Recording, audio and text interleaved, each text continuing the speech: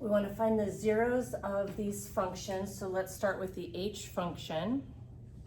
To find the zeros, that means what x's can you substitute into this equation and have it equal 0. So if we want it to equal 0, let's go ahead and put equals 0 and then bring all of that down. This one is already in factored form, so we have negative 5x multiplied by x squared minus 25 multiplied by x minus 5. When you're multiplying, if any one of those pieces equals 0, 0 times anything is 0. So we want to set each one of these factors equal to 0. So starting there with 0 equals negative 5x, 0 equals x squared minus 25, and 0 equals x minus 5. Now we're ready to solve each of these. To get x by itself here, I'm going to divide by negative 5, and 0 divided by negative 5 is 0, so x equals 0.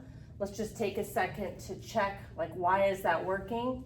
Negative 5 multiplied by 0 is 0, and then 0 in here is negative 25, 0 in here is negative 5. So I get 0 times negative 25 times negative 5, which of course is equal to 0. So 0 is the number that makes that first piece equal 0. This one here, when I solve it, I'm going to undo the order of operations, so get rid of minus 25 by adding it. Then to undo squaring, you take the square root, but don't forget when you square root both sides, you get both positive and negative. So I get both 5 and negative 5. If I did 5 squared minus 25, I'd get 0. Or if I did negative 5 squared minus 25, I would also get 0. And anything times 0 times anything is 0. Okay, then this one here, add over 5, and I get x equals 5. That's just a duplicate answer, so I don't need to write that down twice.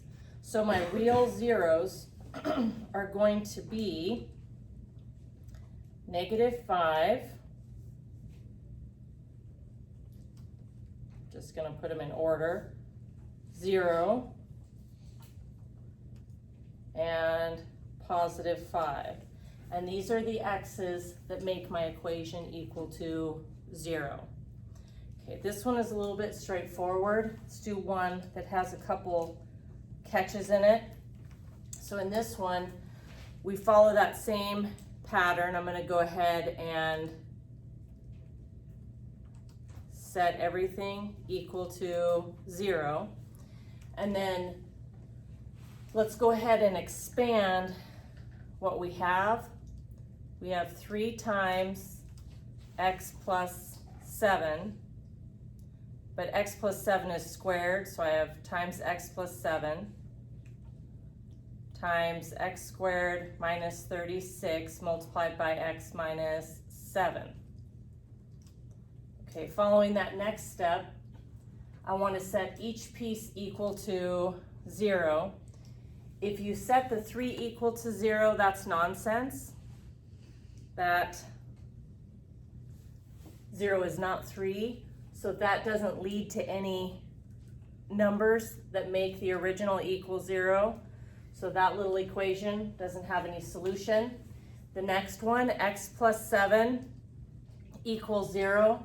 If I set x plus 7 equals 0 or x plus 7 equals 0, we're going to get the same answer. So I'm just going to do that once. Subtract 7, and I find out x is negative 7. And then here, I'm going to set the x squared plus 36 equal to 0. If I start solving by subtracting 36 from both sides, and then I go to take the square root, you cannot take a square root of a negative number and get a real solution. So since you can't square root that negative, this does not lead to any extra numbers that we can substitute for x and have the original equal 0. And then x minus 7 set equal to 0. Add 7 and I get 7.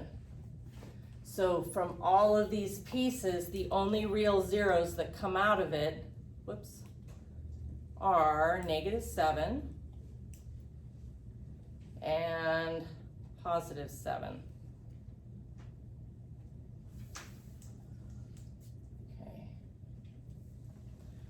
right.